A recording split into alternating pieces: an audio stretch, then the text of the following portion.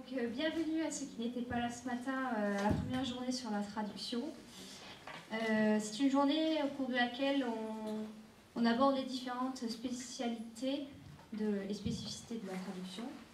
Et donc, on reprend cet après-midi avec Carmelo Concio.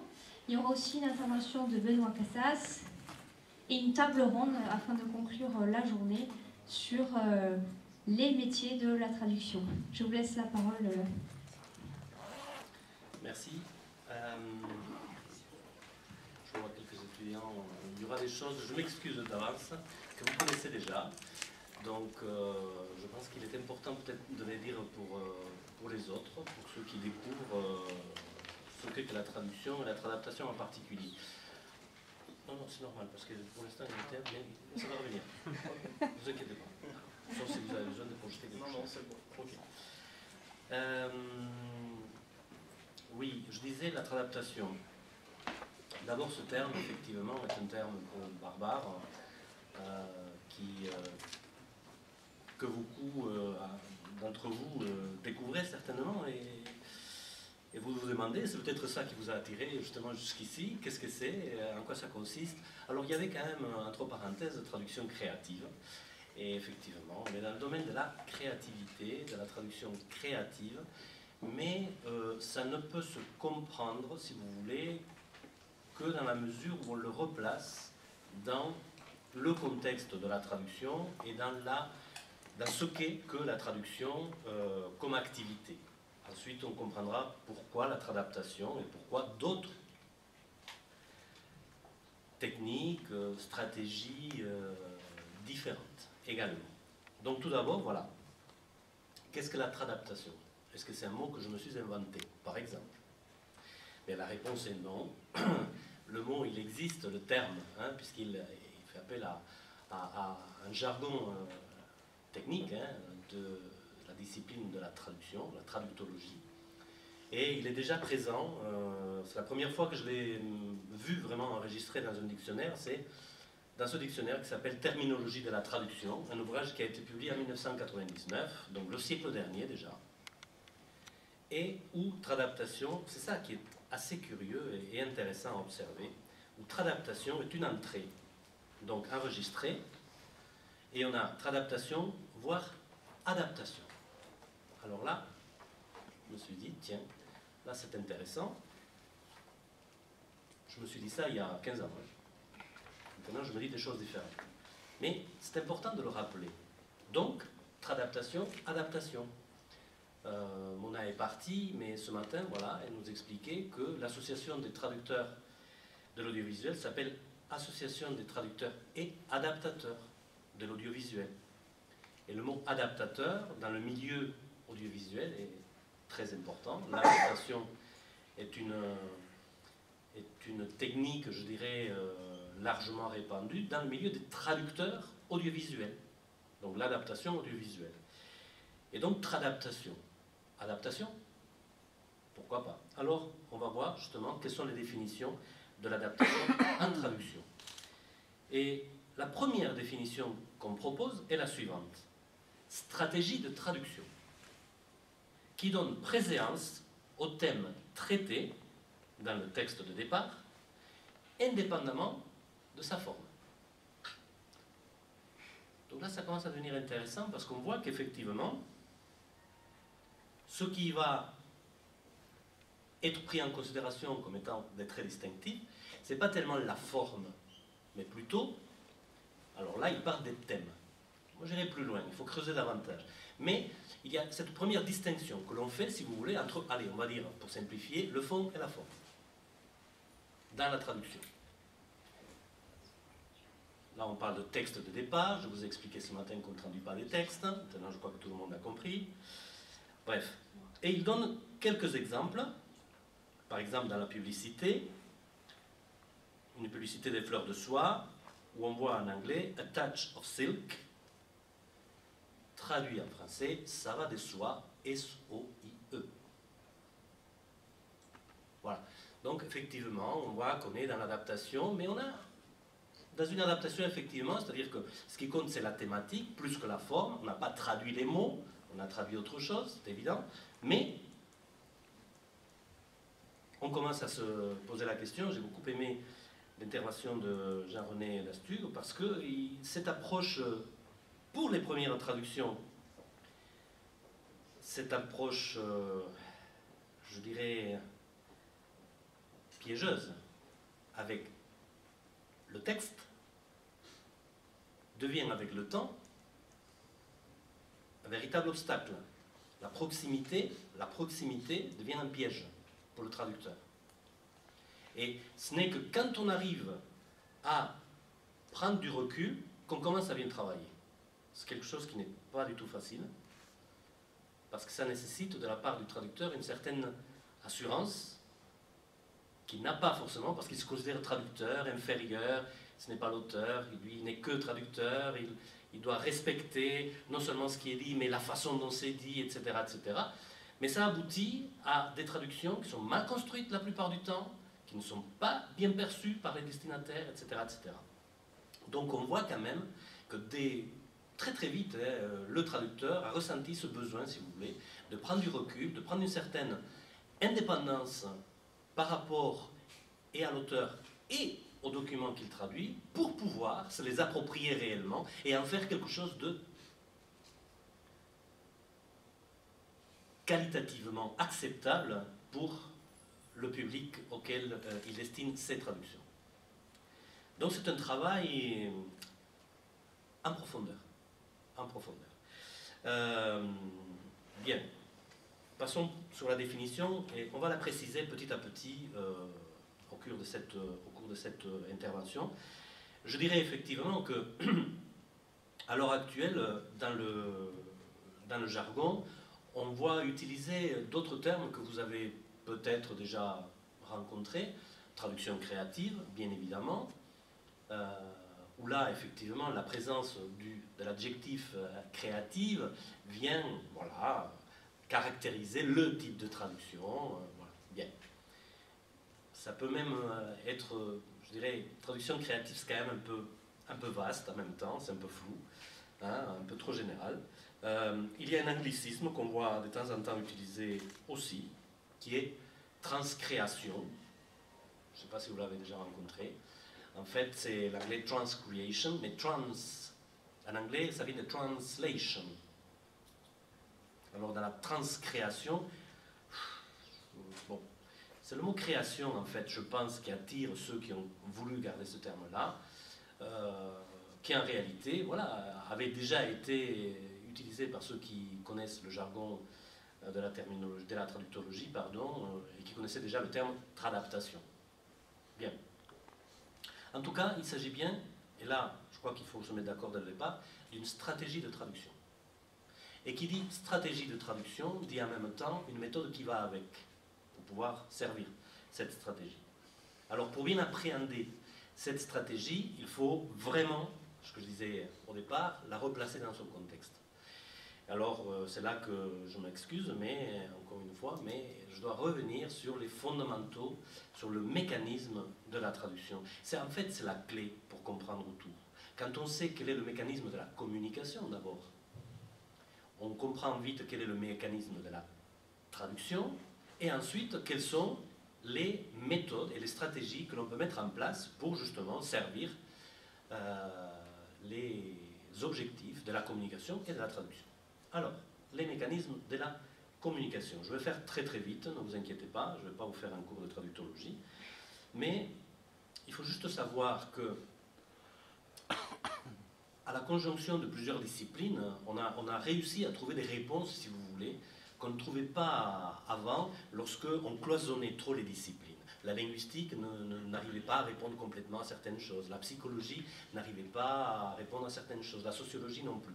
Et puis quand on a commencé à regarder les différentes facettes sociologiques, linguistiques, psychologiques des choses, on a commencé à comprendre mieux. Parce que justement, les choses sont imbriquées, elles ne sont pas cloisonnées.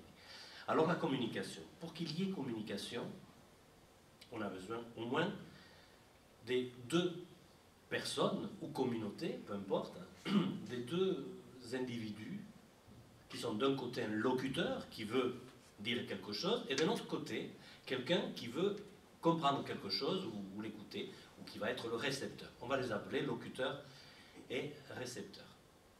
Eh bien, ça ne suffit pas. Il faut qu'il y ait volonté de communiquer quelque chose. Donc il y a un message à faire passer, il y a une idée, il y a... Bon. Et pour que cette idée soit comprise par l'autre personne, il faut que le moyen de communication soit commun aux deux, que tous les deux maîtrisent le même langage, on va l'appeler comme ça. Alors, pour les humains, effectivement, il s'agit la plupart du temps des langues. C'est le meilleur moyen qu'on a utilisé pour communiquer. Pas le seul, attention, mais le meilleur, le plus efficace, le plus précis. Et donc on se sert essentiellement des langues, sachant que toutes les langues ne sont pas orales. Vous connaissez tous la langue des signes. Et dans la langue des signes, justement, la linguistique s'est heurtée à un problème. Parce que lorsqu'on a voulu expliquer les mécanismes de la traduction basés sur des questions purement linguistiques, comment traduire un mot? On traduit un mot par un mot, une phrase par une phrase, alors que la notion de mot et de phrase en langue des signes n'ont peut-être pas beaucoup de sens. Vous voyez ce que je veux dire? Alors que tout le monde voyait que ça marchait, que la communication était possible et que la traduction était possible. Donc il ne s'agit pas simplement, si vous voulez, de maîtriser des codes, des langues différentes pour traduire. Il ne s'agit pas de transformer un message, c'est-à-dire une phrase, un paragraphe, en une phrase ou un paragraphe exprimé dans une autre langue. Il ne suffit pas de le faire comme ça. Parce que on voit que la transformation d'un code à un autre n'aboutit pas forcément à une communication. Je reviens à mon explication de la communication, avant que je ne m'égare. Donc on a une personne qui veut communiquer avec une autre, et toutes les deux maîtrisent la même langue. Lorsque la personne qui veut communiquer, dire un message, formule de façon inconsciente, tout ça est tellement naturel chez l'homme qu'on ne se pose même pas la question. Quand il formule son message, il formule ce message-là en rendant explicite, c'est-à-dire en transformant en mots sa pensée, mais uniquement la partie de sa pensée nécessaire. Ce qu'il n'est pas nécessaire de dire, il ne le dit pas. Parce qu'il sait que la personne qui est en face n'a pas besoin que je lui dise ça, il le comprend quand même. Quand je dis, je reviens à des exemples très basiques, qu'est-ce qu'on mange bien dans le sud-ouest? Tout le monde a compris que dans le sud-ouest, on mange bien. Mais si je dis cette phrase en Espagne, s'agissant du sud-ouest de l'Espagne, qui est une région très pauvre, où l'on mange pas forcément très bien, ça devient, vous voyez, quelque chose, dans le mécanisme de la traduction, quelque chose qui n'était pas dit dans le message en français, que je dois absolument dire dans le message en espagnol, faute de quoi je commettrais un contresens. Ça veut dire, et c'est ça qui est intéressant, que dans la traduction, dans la communication, le message ne véhicule pas le sens. Ce n'est que le support du sens. Le sens résulte d'un amalgame entre ce qui est dit, le message, et ce qui n'est pas dit, car non nécessaire. Et c'est quand on fait justement l'amalgame des deux que la communication fonctionne, que la communication est efficace. Et bien évidemment, il ne faut surtout pas dire ce qui est évident pour les autres, faute de quoi ils peuvent se vexer, ils peuvent considérer pour qui il se prend. Vous voyez ce que je veux dire? Alors, je reviens à des exemples parce que c'est le meilleur moyen de comprendre les choses. Quand un prix Nobel reçoit un prix Nobel, nous avons un économiste toulousain qui vient de remporter un prix Nobel qui va le récupérer le mois prochain. Eh bien, il était complètement inconnu du grand public, mais il était très connu dans son milieu. Ça veut dire que ça fait des années qu'il publie des articles et qu'il fait des conférences adressées essentiellement à des pairs. Il se trouve que depuis qu'on lui a attribué le prix Nobel, il n'arrête pas d'être sollicité à droite et à gauche dans tous les collèges et lycées de France, sans compter toutes les associations qui se le disputent pour qu'il vienne faire des conférences. Mais quand il s'adresse à des lycéens qui n'ont pas des connaissances en économie très étendues, il faut que, pour dire exactement les mêmes choses qu'il dit à ses pairs, il utilise d'autres mots. Il utilise un autre registre de langue. Pourtant, le vouloir dire, ça c'est un mot du jargon de la traductologie, le vouloir dire, c'est-à-dire le message qui est dans la tête, qui est abstrait, si vous voulez. Avant d'être formulé, il va s'adapter dans la formulation, le message, il va s'adapter, entre autres, au destinataire. Et ceci en fonction des connaissances que je partage avec le destinataire. Si je partage des connaissances très pointues, je peux utiliser un jargon technique très pointu. Ne pas expliciter beaucoup de choses. Aller rapidement à l'essentiel. Si je m'adresse à un public non averti, il faut que je fasse attention à ne pas utiliser un jargon qu'ils ne comprennent pas. Donc, à utiliser beaucoup de périphrases, beaucoup d'explications, à aller doucement dans le passage d'une notion à une autre. Forcément, je suis peut-être plus long. Mais ça ne veut pas dire que je ne peux pas dire les choses. Ça veut dire tout simplement que j'adapte mon message à mon public. Alors ça, c'est une découverte, figurez-vous. Parce que le traducteur ne fait que ça. Le traducteur, il vient dans une situation de communication X intervenir pour justement pallier à un manque qui est que quelqu'un a émis un message destiné à un public donné et maintenant quelqu'un d'autre que l'auteur souhaite que ce message soit destiné à un public différent. Mais vous voyez, ça change tout. Car si l'auteur avait su au départ qu'il allait s'adresser, non pas au public auquel il s'est adressé la première fois, mais à l'autre public, il aurait peut-être dit les choses autrement. Il aurait peut-être formulé son message autrement. Peu importe. Moi, ce qui m'intéresse, c'est de savoir que la communication fonctionne comme ça et que le traducteur se doit de s'éloigner du message. Parce que la forme a été choisie pour un destinataire différent de celui auquel s'adresse le traducteur. Il n'a pas le choix, le traducteur, que de s'éloigner de la forme. Mais s'éloigner de la forme ne veut pas dire s'éloigner du sens. Ce que doit chercher le traducteur, ce n'est pas à traduire les messages. Il ne doit pas traduire les mots, il doit traduire ce qui est dans la tête de l'auteur. Quelque chose d'abstrait qu'il faut qu'il aille chercher et que, dans le jargon de la traductologie, on appelle le vouloir dire. Vouloir dire parce qu'il préexiste au message. Vous voyez ce que je veux dire? Il s'est transformé en message au moment où l'auteur, ou l'émetteur du message, s'est adressé à un destinataire donné, à un moment donné. Parce qu'à un autre moment, il aurait peut-être aussi modifié son message. Parce qu'il y a d'autres circonstances. Donc, un message, si vous voulez, est le résultat d'une situation de communication donnée, à un moment donné, pour un public donné, avec des acteurs donnés.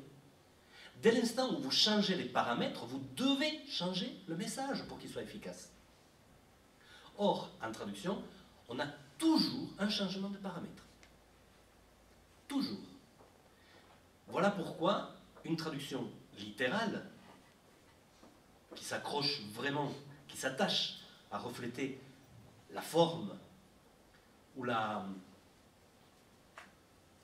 surface, en réalité, des choses, du message, qui est uniquement la partie visible. Moi, je compare toujours un message à un iceberg. On ne voit que la partie immergée, mais la partie submergée est celle qui le tient. Elle est invisible à nos yeux, sauf si on plonge.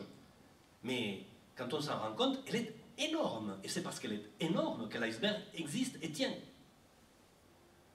Donc du coup, la partie du message immergée, si vous voulez, est celle que le traducteur doit aller chercher. Le vouloir dire. Le vouloir dire pour le transformer. Qui plus est, il doit donc servir ce vouloir dire pour le transformer en message qui soit donc compréhensible, mais qui ait les mêmes effets que ceux souhaités par le vouloir dire. Dans le vouloir dire, vous avez non seulement les faits qui sont racontés, donc des éléments factuels, mais également des éléments émotifs. On veut provoquer des émotions, on veut provoquer des sensations. Et tout ça, c'est dans le vouloir dire. D'accord? Et donc pour cela, chaque auteur utilise ce que sa langue lui donne comme moyen pour y parvenir. Si je traduis, j'utilise une autre langue, donc un outil différent. Je vais garder le vouloir dire et servir ce vouloir dire pour le transformer en message qui soit adapté à d'autres destinataires. Voilà ce qui est que traduire. Et maintenant, voilà pourquoi je vais parler de tradaptation. Maintenant, vous voyez où je veux en venir. Vous voyez que la marge, en fait, créative pour un traducteur est importante. Voilà pourquoi je disais que c'est surtout un métier d'écriture, la traduction. Je le disais ce matin. Pourquoi? Et c'est un métier de création. Alors certes, les limites de la tradaptation, si vous voulez, sont ceux qui sont dictés par le vouloir dire. En réalité, c'est ça. Et la frontière qu'on peut avoir entre la tradaptation et l'adaptation, c'est celle-là. Ce sont les limites fixées par l'auteur. Ce vouloir dire, je ne peux pas le trahir. La fidélité dans la traduction, c'est le respect du vouloir dire de l'auteur. Si j'ajoute, si j'enlève, si, que ce soit des contenus, si vous voulez, des éléments factuels, ou bien si j'enlève ou si j'ajoute des éléments émotifs, des objectifs, donc si je cherche, si je poursuis une finalité différente de celle de l'auteur, je suis dans l'adaptation. Si je me tiens à ce que l'auteur a voulu, le créateur du texte, du document, à ce moment-là, je suis dans la tradaptation. Personnellement, je considère qu'il est difficile de faire autre chose que tradapter quand on traduit. Mais, malgré tout, il existe des... Comme on l'a vu ce matin, les situations dans lesquelles un traducteur peut intervenir sont tellement vastes, les cas de figure sont tellement étendus, si vous voulez, qu'on peut trouver de tout. Et donc, on peut très bien se trouver dans des situations où il faut absolument respecter la forme. On va nous parler de traduction poétique tout à l'heure, où la forme a une valeur fondamentale, bien évidemment, mais, sans vouloir m'avancer, si je devais traduire de la poésie, je ne l'ai jamais fait, hein, donc je ne me ferai pas passer pour quelqu'un que je ne suis pas, mais si je devais traduire de la poésie, je m'y prendrais exactement de la même façon, c'est-à-dire que je me poserais la question, qu'est-ce que l'auteur a voulu chercher avec cette poésie, en termes de peut-être rythme, de sonorité, en termes de, bien évidemment, idées et messages, mais je ne choisirais pas forcément les mêmes mots, je ne choisirais pas forcément... oui, la structure, c'est un choix qui m'est imposé, si vous voulez, mais voilà, j'ai une certaine marge de liberté, et heureusement que j'ai cette marge de liberté, sans quoi la traduction poétique serait absolument impossible. Mais je dirais j'irai encore plus loin, et je dirais que plus on a des contraintes, plus la créativité se nourrit des contraintes. Plus on a des contraintes, plus on est obligé de se creuser le cerveau pour trouver des solutions. Donc, plus on est créatif. Vous voyez ce que je veux dire? Il ne faut pas penser que parce que la tâche est difficile, elle n'est pas possible. Au contraire, ça veut dire que les solutions ne sont pas abondantes. Ça ne veut pas dire qu'il n'y en a pas. Ça veut dire qu'il faut se creuser la cervelle pour les trouver. Donc, il faut être créatif. Et donc, là où il y a créativité, il y a contrainte. La feuille blanche n'est pas vraiment d'une grande aide au créateur. C'est la contrainte qui nous oblige à trouver des solutions. La créativité, je dirais, c'est l'art de trouver justement des solutions originales. Solutions, ça veut dire qu'il y a des contraintes ou des problèmes. Voilà. Alors, pour revenir donc à la tradaptation, hein, si vous voulez, une fois qu'on a compris ce que le traducteur doit faire, on voit bien qu'en fonction de chaque situation de communication, on peut, parce que la nouvelle situation de communication, c'est-à-dire celle du traducteur, l'exige, devoir respecter la formulation, donc la forme de l'original. Ça arrive par exemple, le domaine que j'ai rencontré où ça se fait de façon la plus explicite et demandée, hein, vraiment requise, c'est dans le domaine judiciaire. Pas juridique, mais judiciaire, c'est-à-dire celui des tribunaux. Où ce qui importe, si vous voulez, ce n'est pas seulement de dire les choses qui sont traduites, mais également de montrer les différences entre des systèmes de droit différents. Et ces différences, il faut justement ne pas les gommer, il faut les faire apparaître. Et pour qu'elles apparaissent, ben, il faut justement qu'elles soient évidentes en s'attachant au maximum à la forme. Et puis, il y a une demande qui vient essentiellement des magistrats, qui est, vous savez, ils ont tous étudié l'anglais, l'espagnol, l'allemand, et alors ils ont peur, effectivement. La traduction, ça les rassure, mais en réalité, ils pensent comprendre. Et si vous gommez ces différences, ils ont l'impression que vous vous substituez à eux, d'abord, en tant que traducteur. Ensuite, ils considèrent que ça peut être une interprétation du droit, ce qui peut être dangereux à leurs yeux, bien évidemment, l'interprétation du droit. Et donc, ils sont très attachés à la littéralité. Donc, on peut avoir des situations dans lesquelles le traducteur doit être littéral. Et une bonne traduction le sera si elle est littérale. Et puis, vous avez des situations donc, qui s'éloignent de plus en plus de la littéralité, jusqu'à aller vers des situations où il faut surtout s'éloigner de la forme le plus possible, de façon à arriver le plus près possible d'une nouvelle création, d'une recréation. Sans franchir une certaine limite, comme je vous ai dit, là où ça bascule en adaptation, c'est dès l'instant où on trahit quelque part le vouloir dire de l'auteur. Là, on est dans l'adaptation. D'accord? Bien. Donc,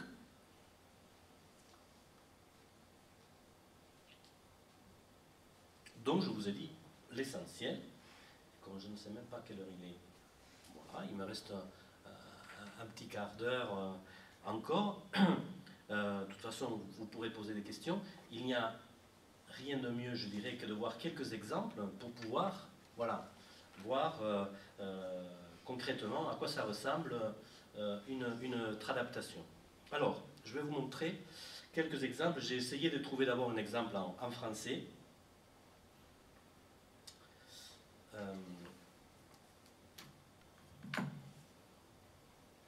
Voilà. Vous avez là. Alors, j'ai choisi vraiment un exemple très ancien. Pardon? Ça va venir. Ça va venir.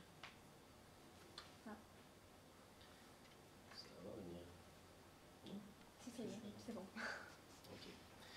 Donc, je ne rentrerai pas dans le détail, hein, bien évidemment, mais je vous donne juste un exemple. Là, vous avez un ancien, maintenant c'est très très ancien, téléphone portable qui était en même temps, voilà, téléphone et organisateur de poche, et qui est devenu ce qu'on appelle maintenant un smartphone. Mais c'était les précurseurs des smartphones, étaient là.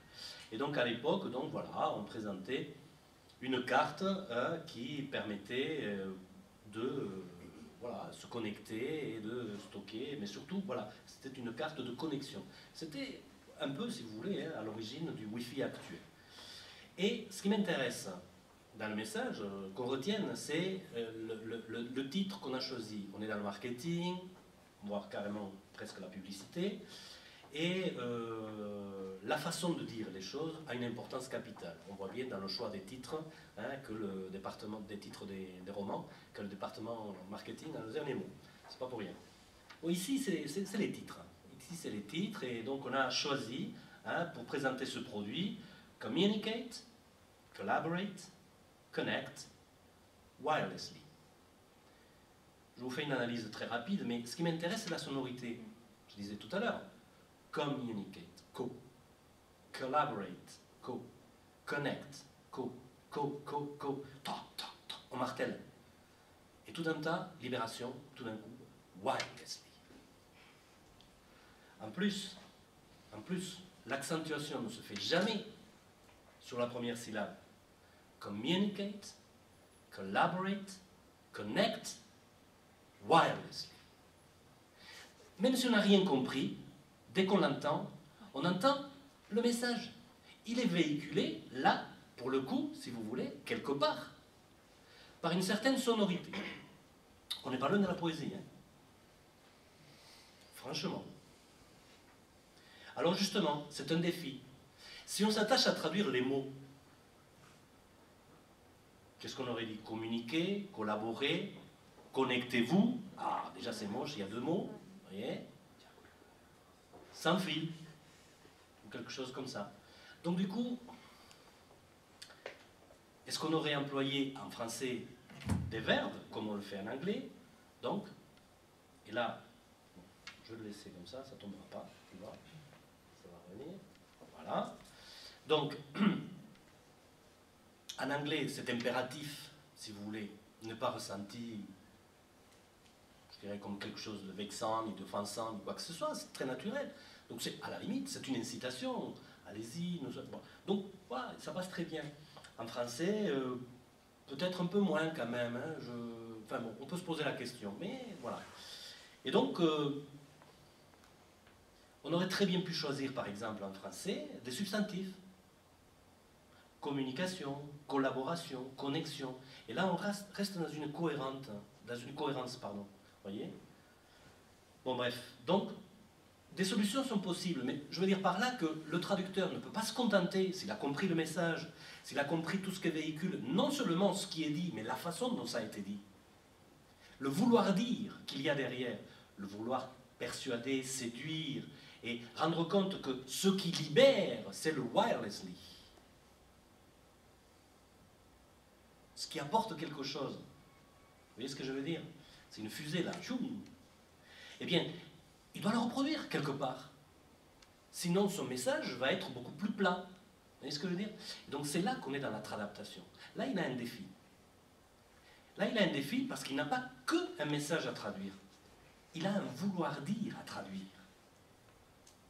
Alors, qu'est-ce qu'il a fait?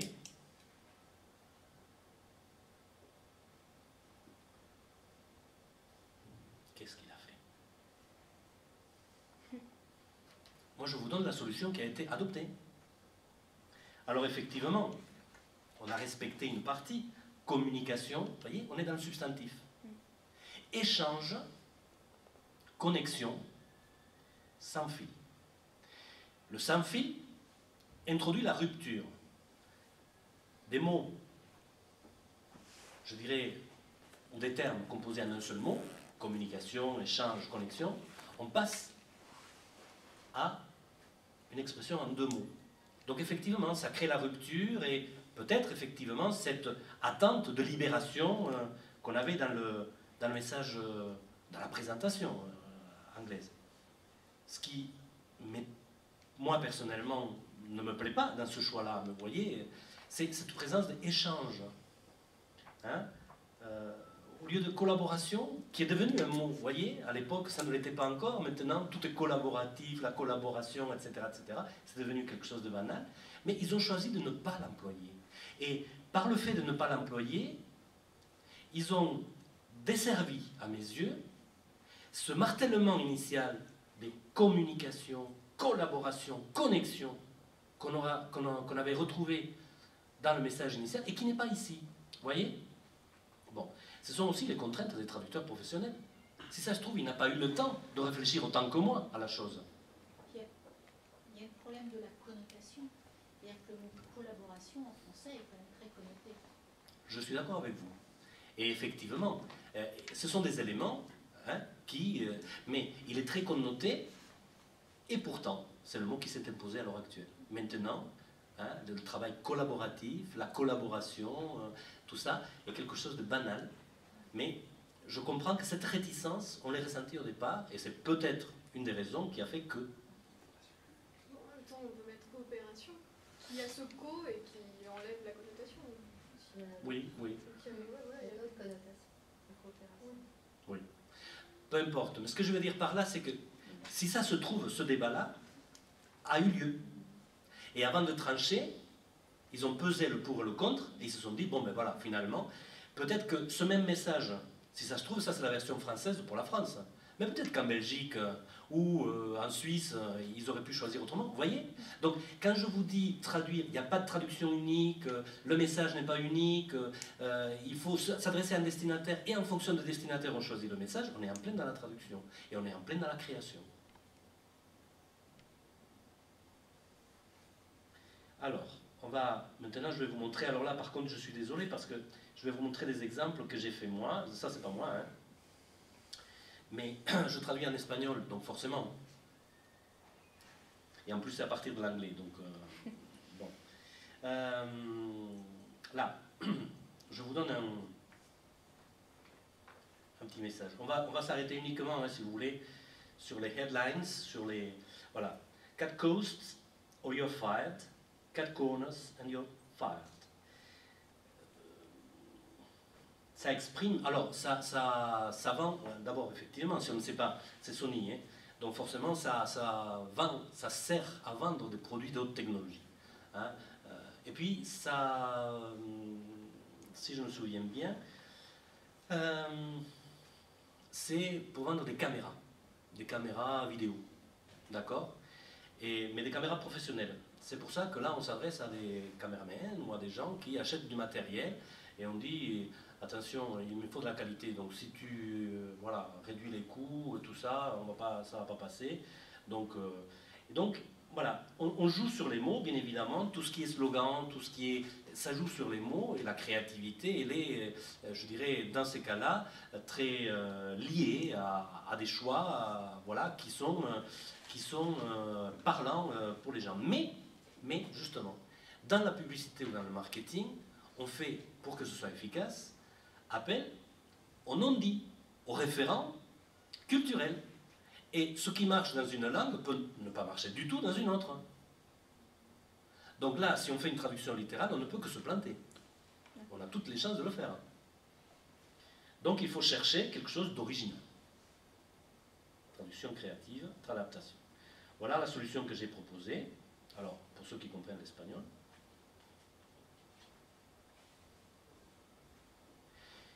D'abord, j'ai choisi de ne pas m'adresser à quelqu'un, donc 4 coasts and you're fired, donc c'est un patron qui s'adresse à un autre, mais j'ai pris plutôt le parti, vous voyez, j'ai changé le personnage. C'est la réflexion de celui, si je réduis des coûts, ça va plus. Donc, voilà. Et donc, ça a donné quelque chose de complètement différent. Je le traduis littéralement. Si je réduis des coûts, je suis perdu. Si je réduis la qualité, aussi. Si je diminue la qualité, aussi. Donc voilà.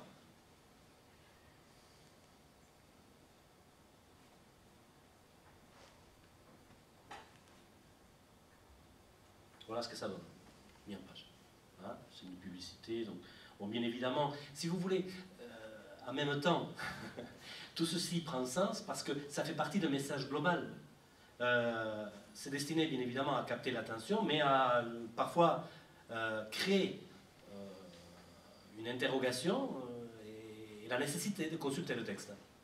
Alors, l'image vient servir, bien évidemment, le discours également, et il y a les produits qui sont à droite, et puis il y a surtout les explications qui sont en bas. Donc tout cela ne peut se comprendre de façon isolée, bien évidemment, tout cela fait partie d'un tout, mais c'était pour vous donner quelques exemples, si vous voulez, de traduction créative. Alors c'était une campagne, là par exemple, Run my account, you can't even run a video conference. Donc là, pareil, là on s'adresse au milieu des affaires. Et on dit à quelqu'un, comment tu vas te charger de mon compte client, mais si tu n'es même pas capable de conduire une vidéoconférence, comment veux-tu t'occuper de mon compte? Donc voilà. Et alors encore une fois, Sony met la technologie à la portée de tout le monde, y compris des gestionnaires de comptes. Grosso modo, le message est celui-là. Et donc, il fallait trouver des solutions. Alors là, j'ai choisi, tout en restant effectivement fidèle, je dirais, à l'esprit, on est dans le monde des affaires, je n'ai pas dit, voilà, je vais te confier mon compte, est-ce que tu vas t'occuper... Non, toi, t'occuper de mes affaires, de mon affaire à moi, mi negocio, de mon entreprise, je ne peux même pas te faire confiance pour organiser une vidéoconférence, comment je peux te faire confiance pour gérer mon affaire? Donc voilà, l'idée était mais vous voyez, j'ai le droit comme j'ai fait, si vous voulez, dans la traduction créative, dans la tradaptation, sans trahir l'esprit, si vous voulez, m'éloigner autant que je veux de la forme. J'ai qu'à changer de personnage dans la traduction précédente. Ici, j'ai changé le conte par l'entreprise, si vous voulez. Mais on est dans le vouloir dire. En fait, ce qui compte, c'est qu'on est dans le vouloir dire. Et ce que je dois vous dire en plus, c'est que, si vous voulez, lorsqu'on fait ce genre de travail, on est en collaboration étroite, si vous voulez, avec le donneur d'ordre. C'est-à-dire, là, en l'occurrence, il y avait une agence de com et il y avait Sony. D'accord? Et donc, on travaille tous ensemble. Et on échange. Et il y a eu un briefing qui a été fait pour aider à comprendre le vouloir dire au traducteur qui, en plus, peut être assorti de ce que je disais ce matin, certaines contraintes spécifiques liées au marché auquel on va, est-ce que collaboration est un terme qu'on peut ou pas, attention on est en France, attention la Deuxième Guerre mondiale est encore proche, etc., etc. Bref, toutes ces choses-là, donc on peut en parler, si vous voulez, avant de traduire. Et donc, en fait, on a un vouloir dire qui est un amalgame, en quelque sorte, du vouloir dire original, celui qui est véhiculé par le document, ainsi que le vouloir dire non exprimé, mais qui est rendu explicite à un moment donné, lorsqu'on donne des consignes au traducteur, pour travailler sur le document. Et à ce moment-là, de toute façon, l'auteur est Sony. Sony, c'est-à-dire un collectif. D'accord? Et Sony s'exprime pour l'Espagne via sa branche, son agence en Espagne. Donc du coup, ça reste la voix de l'auteur, mais adaptée à une situation avec un objectif de communication bien précis. Et donc là, ça me crée les contraintes et, je dirais, ça me donne cette marge de liberté pour choisir. Ensuite, la formulation, qui me semble correspondre le mieux. Et une fois que la formulation est choisie, j'émets plusieurs, au moins 3, formulations différentes, qui peuvent être des idées différentes d'ailleurs. Et on rediscute et on arrive ensuite à un choix. Donc ça, c'est ce qui a été validé pour être retenu et publié. D'accord? Ça ne veut pas dire que c'est l'idée. Parfois, je peux faire aussi, dans certains cas, une traduction beaucoup plus proche de l'original, de par la forme, mais voilà.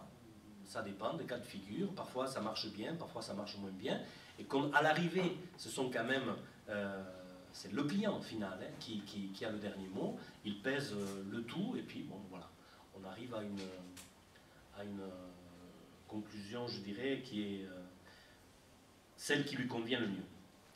Voilà, je crois que je suis arrivé à peu près à temps, à l'arrivée, à la fin de ma présentation, en vous proposant quelques exemples, parce que c'est ce qui me semble le plus parlant, et je suis disponible pour répondre à vos questions si vous en avez.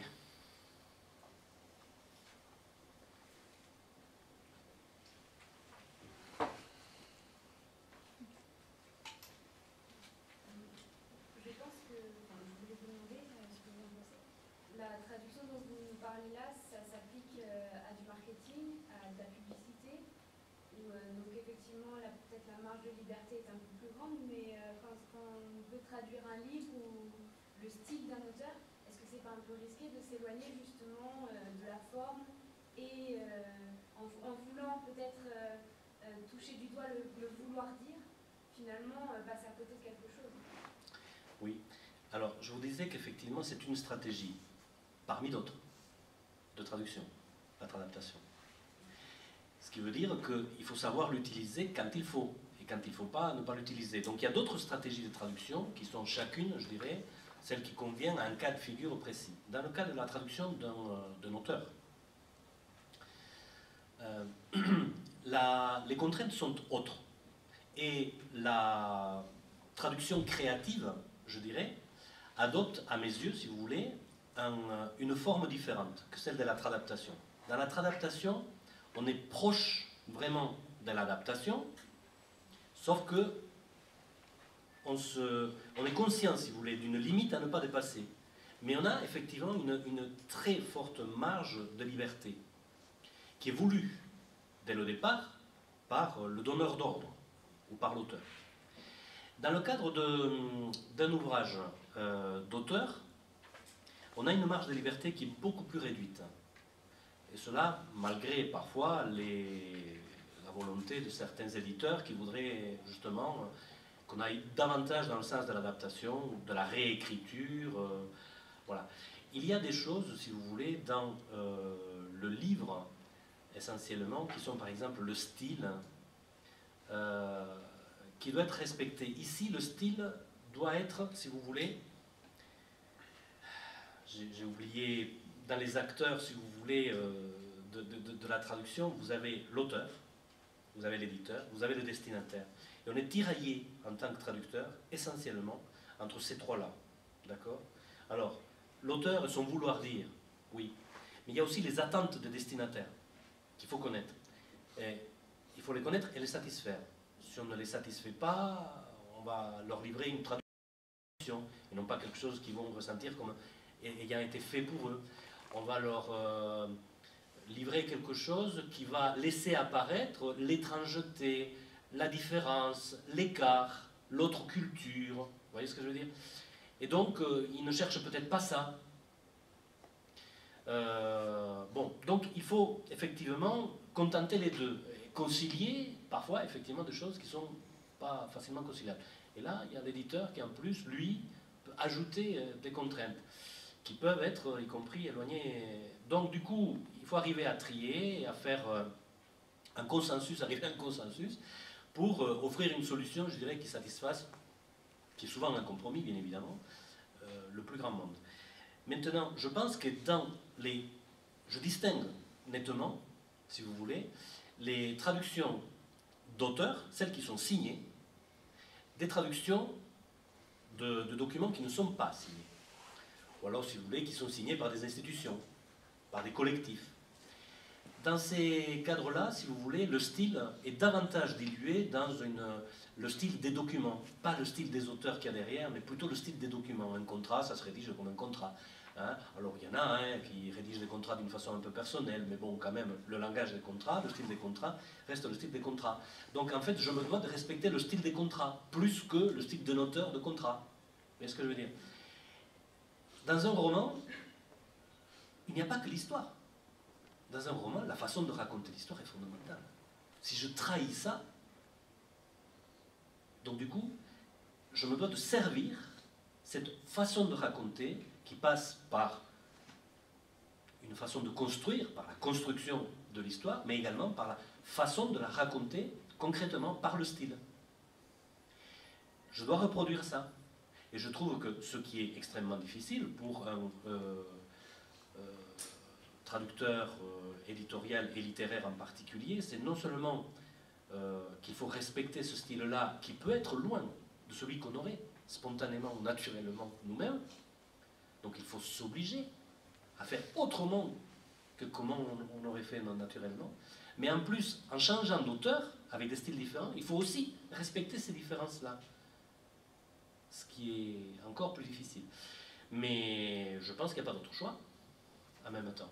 Et effectivement, à mon avis, le vouloir dire passe à ce moment-là aussi par la forme,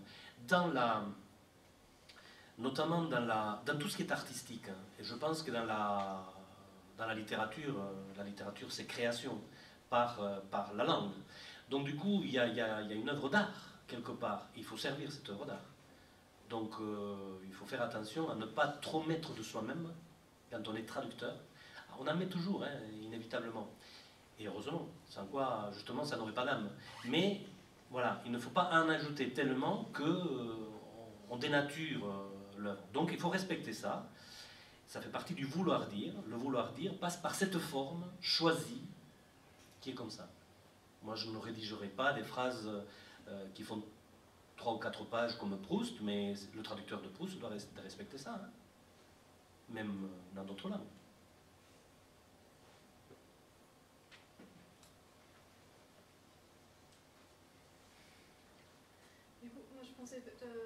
Sur la pratique en fait, de cette activité, comment vous faites un devis par exemple pour un client Par exemple, si on pense à la traduction d'un slogan ou des choses comme ça, on va avoir 3 mots à traduire sur lesquels on va pouvoir réfléchir 3 jours. Donc du coup, comment ça se passe et comment vous évaluez un peu ce travail-là? Je vous ai dit, je ne facture pas des mots. Moi, je facture des heures. Ouais, Donc en fait, j'essaye de calculer. Alors avec un peu d'expérience maintenant, je sais à peu près combien de temps ça me prend. Ceci dit, quand c'est très créatif, on se plante toujours. Et quand on fait des devis qui sont aux yeux des donneurs d'ordre excessifs, ben, ils ne vont pas les accepter. Donc du coup, à ce moment-là, on n'a pas le travail. Donc il vaut mieux, bon, il y a des compromis, tant pis. Et après, à force de travailler avec eux, ils se rendent compte de la quantité de travail qu'il y a et de la qualité du travail qui est fourni. Et donc justement, ils sont beaucoup plus à même d'accepter des devis plus élevés les fois suivantes. Parce qu'ils savent que ce n'est pas de la traduction. Donc quand on est dans ce type d'activité-là, ils savent qu'on n'est pas dans la traduction pure et dure, on est vraiment dans la tradaptation, dans la traduction créative, dans la... Écoutez, je vais vous raconter une anecdote, mais alors là, pour le coup, ça n'avait rien à voir. Mais c'était aussi dans le marketing. Je doublais un jour un film d'entreprise, qu'on appelle, où on présentait, c'était pour la grande distribution. C'était encore le siècle dernier. Et, et c'était à l'époque où il y avait beaucoup de grands distributeurs français qui s'installaient en Espagne. Et donc, ils essayaient de convaincre, d'abord de trouver des distributeurs et des partenaires, puis ensuite de s'implanter. Je me rappelle parfaitement qu'à l'époque, il y avait un mot très très à la mode qui avait été utilisé dans un des films et qui effectivement m'avait posé un petit souci, qui était, on parlait, comme on parle à l'heure actuelle par exemple des consommateurs, vous voyez, à l'époque on parlait des consommalins. Donc le consommalin, celui qui ne laisse pas, hein, qui ne se laisse pas faire, qui sait choisir, qui voilà, il n'achète pas bêtement. Donc le consommalin. C'était un concept clé quand même de la chose, et donc il fallait trouver une solution. Mais là, on est dans la création. Là, ce qu'on demande pour le coup au traducteur, ce n'est pas ni de garder ce mot que personne ne comprendrait en espagnol, ni, je dirais, de faire une périphrase, parce que c'était un mot-clé. Donc il n'y avait pas d'autre choix que d'inventer un terme. Bien évidemment, avant de l'inventer, je me suis penché sur la question pour voir si les marketeurs espagnols avaient déjà un terme semblable. Je n'en ai pas trouvé, ce qui fait que je me suis creusé la cervelle. Et à l'époque, j'avais une copine qui était traductrice comme moi. On a beaucoup échangé, espagnol aussi. On a beaucoup échangé. Et ça m'a permis, là aussi, dans le processus créatif, je dirais, d'arriver à des solutions. Et bien évidemment, consommalin, c'est bien évidemment parce que malin et consommateur partagent ce M qui a permis de créer un mot valise. Bon, mais très bien en espagnol, malin c'est ingenioso, intelligente, alors c'était difficile si vous voulez, consumidor, intelligent, oh, c'était trop long, enfin bref, c'était, ouais, c'est pas facile. Donc là on passe beaucoup de temps. En même temps c'est très marrant, vraiment, et très sympa d'arriver à... Et puis finalement, je me suis dit, voilà, consumidor, en fait, il y a l'animal qui a la réputation, qui représente donc, le plus malin de tous, c'est le renard. Le renard en espagnol, c'est le zorro. Et alors, tiens, je me suis dit, tiens, consumizorro. Ah, consumizorro. Ça sonne, vous voyez, consumidor, consumizorro, c'est très proche. Et ça véhicule le sens. Ça a été présenté à Madrid, ça fait un tabac. À tel point que quand c'est rentré, quand les commerciaux sont rentrés, on a eu une réunion avec l'agence de com qui avait fait ça, et j'étais jeune traducteur à l'époque, hein, j'avais 2 ou 3 ans d'expérience uniquement, et donc lors de cette réunion, il y avait le PDG, on parle de ça, et puis là on dit, oh là là, ça fait un tabac là, consumisseur, etc., etc. Il se dresse, je le vois encore, hein, il se dresse, il regarde son commercial, il dit, on l'a déposé, je le regarde, je dis, mais c'est moi, c'est pas vous, c'est moi qui ai créé le mot. Qu'est-ce que vous allez déposer? Devant moi, ils ont appelé l'INPI, ils ont déposé le mot, pour le protéger. Je me suis laissé faire à l'époque, parce que je me suis dit, bon, bah, qu'est-ce que c'est que ça ne m'est jamais arrivé. Mais là, pour l'occurrence, effectivement, c'est un abus, bien évidemment. Ils se sont appropriés quelque chose qui ne leur appartenait pas. C'est pas parce qu'ils ont payé que ça leur appartient, attention. Là, on rentre dans les droits d'auteur. Mais non, non, c'est celui qui a créé, qui a les droits de propriété intellectuelle sur la chose. À l'heure actuelle, ça ne se passerait pas comme ça. À l'heure actuelle, je l'aurais vendu, le droit de l'utiliser. Donc ça se commercialise. Donc, et ça peut se faire après coup, pour répondre à votre question. Donc effectivement, si jamais on en arrive à des choses comme ça, bon, ça peut se renégocier en cours de route, voilà. Mais, parce que là, on a passé du temps quand même, jusqu'à trouver une solution qui, pour le coup, a très très bien marché. Voilà. Il y a d'autres questions? On laisse la parole.